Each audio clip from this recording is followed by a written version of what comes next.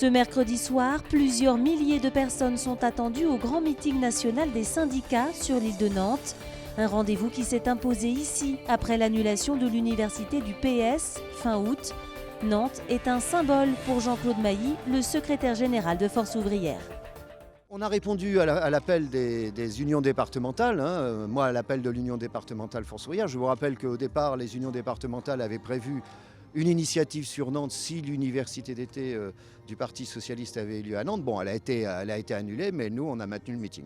C'est une terre de contestation, on a de bonnes équipes Force ouvrière, on a de bonnes équipes syndicales ici en Loire-Atlantique. Bon, il y a eu un Premier ministre originaire de Nantes que je considère comme ayant été un bon Premier ministre si je n'étais pas toujours d'accord avec lui. En tous les cas, il y a une chose dont je suis sûr, si Jean-Marc Ayrault avait été Premier ministre, ne serait-ce que sur la méthode, ça serait passé différemment.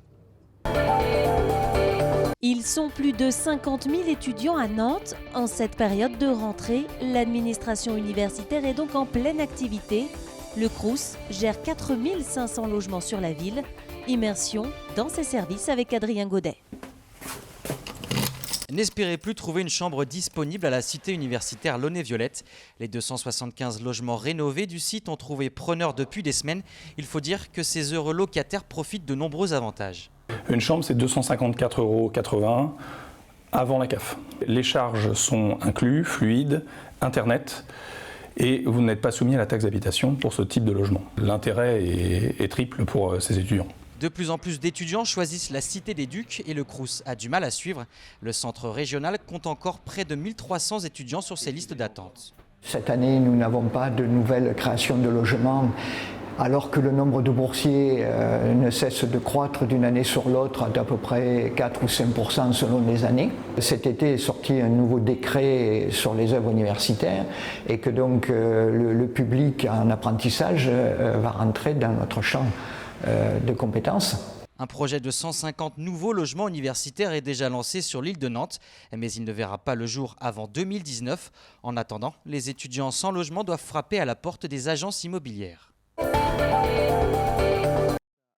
Nantes, quatrième ville où il fait bon étudier, quatrième ex-aequo avec Lyon. C'est ce qui ressort du nouveau palmarès du magazine L'Étudiant. Ce classement tient compte de l'accès au transport, à la culture, au logement, mais aussi de la qualité des formations et des possibilités de décrocher un job. Et sur ces deux critères, emploi et formation, Nantes arrive en première position. À noter que la voisine, Rennes, est en tête en matière de sortie et de culture. Ce classement est censé aider les jeunes à choisir la ville qu'ils souhaitent pour leurs études supérieures. Les détails du classement sont à regarder sur le site www.letudiant.fr. Alors que leur secteur d'activité est en pleine crise, une dizaine de producteurs laitiers, basés au sud de la Loire-Atlantique, viennent de lancer leur propre laiterie. Moins d'intermédiaires et un meilleur revenu. Jean-Michel Naga. En pleine campagne, à Remouillé, voici une toute nouvelle laiterie en direct des éleveurs. Comme son nom l'indique, cette société a été créée par les producteurs laitiers eux-mêmes. 14 exploitations des Pays de la Loire et de la Charente qui se sont regroupées ici pour commercialiser des poches de lait au design original. C'est pas nous qui l'avons conçu, ça vient de Suède. On a été chercher parce qu'on voulait se différencier sur le marché du lait. Et on voulait quelque chose où le consommateur pouvait se retrouver, ou retrouver en tout cas les éleveurs derrière. Fini les coopératives et les intermédiaires, les associés misent sur le circuit court et la production locale. Un défi comme une réponse à la crise du lait. On a un objectif, c'est de pouvoir rémunérer les éleveurs sur une base de 2 000 € par mois, qui est notre objectif, en couvrant les coûts de production et en ayant une marge de sécurité financière. 2 000 € par mois, c'est 1,5 SMIC pour 60 à 70 heures de travail semaine. Des revenus corrects et déjà 7 emplois à la clé. Pour atteindre leurs objectifs, les producteurs de lait doivent s'investir dans le projet, faire évoluer leur métier. C'est surtout qu'on redevient ce qu'on était autrefois. Parce qu'autrefois, le paysan, la première chose qu'il faisait, c'est qu'il produisait quelque chose qu'il était capable de vendre. C'est pas plus bête que ça et on n'a rien inventé. Pour l'heure, un seul supermarché vend le lait en direct des éleveurs, mais d'ici mardi, une centaine d'enseignes le proposeront en Loire-Atlantique, sans compter des collèges, des lycées, des hôpitaux. L'objectif est de produire 10 millions de litres de lait dès la première année. Les nombreuses manifestations du printemps dernier ont impacté le chiffre d'affaires de plusieurs commerces du centre-ville nantais. Baisse de fréquentation, casse. Ils seront indemnisés, assure l'État ce mercredi soir. Pas d'enveloppe globale comme à Rennes, mais une gestion au cas par cas. Seule condition, avoir subi une baisse de son chiffre d'affaires de 30% au moins. Le plafond des indemnités est fixé à 3 000 € et pourra exceptionnellement être relevé à 10 000. L'association Plein Centre estime que c'est insatisfaisant. L'art au Nef, c'est l'événement culturel de ce week-end. Rendez-vous sur l'île de Nantes. Les explications d'Adrien Godet. La 4e édition de l'Art est au Nef s'annonce déjà comme celle de tous les records. 90 artistes ont été sélectionnés sur près de 300 candidatures. Des peintres, des sculpteurs, des photographes parfois reconnus se sont donné rendez-vous au Nef ce week-end. Certaines de leurs œuvres seront accessibles à moins de 100 €.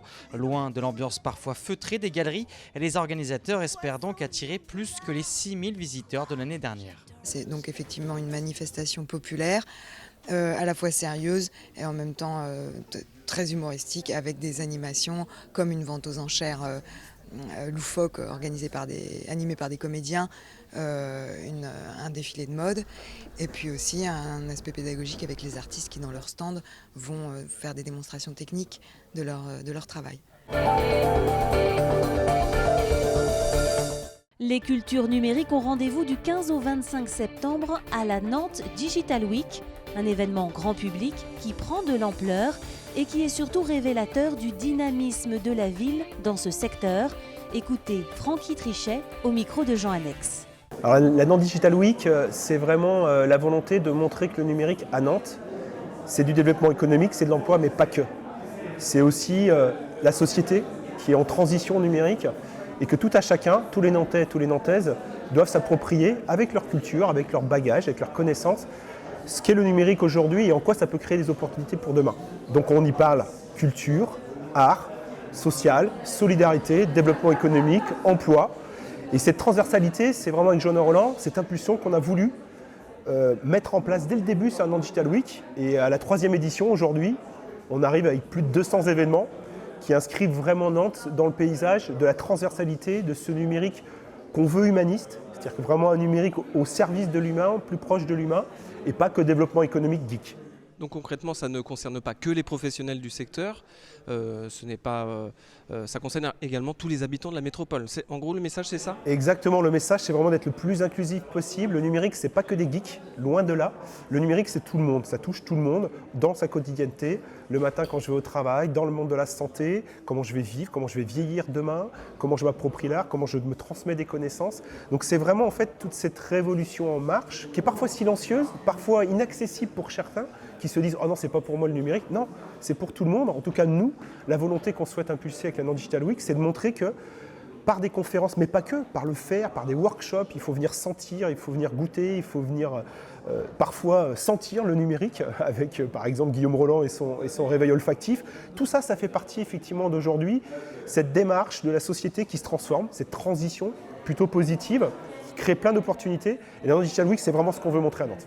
Comment est-ce qu'on convainc justement la population que le digital, le numérique, c'est pour tout le monde ? Qu'est-ce qu'on leur montre justement pendant ces quelques jours de la Nantes Digital ? Alors, on va leur montrer des choses très pragmatiques, très concrètes, très simples. Alors déjà des expériences immersives, comme on dit, des expériences, comme tout à l'heure avec Jules Verne, c'est-à-dire qu'on vous met un casque et vous êtes en train de déambuler, tel un scaphandrier, dans les bas-fonds de la Loire, qui sont un peu revisités à la façon de Jules Verne. On fait un tour du monde en 8 minutes par le numérique, mais pas que. On va voir des spectacles de magie, un lapin numérique avec Max, ça c'est aussi magique pour les enfants. On va voir en quoi le numérique, par exemple au Muséum d'Histoire Naturelle, transforme le rapport au musée, rend visible l'invisible, puisqu'en fait on va pouvoir aller à un moment donné rentrer dans les fouilles archéologiques, parce qu'on a une reconstitution 3D accessible, assez simple.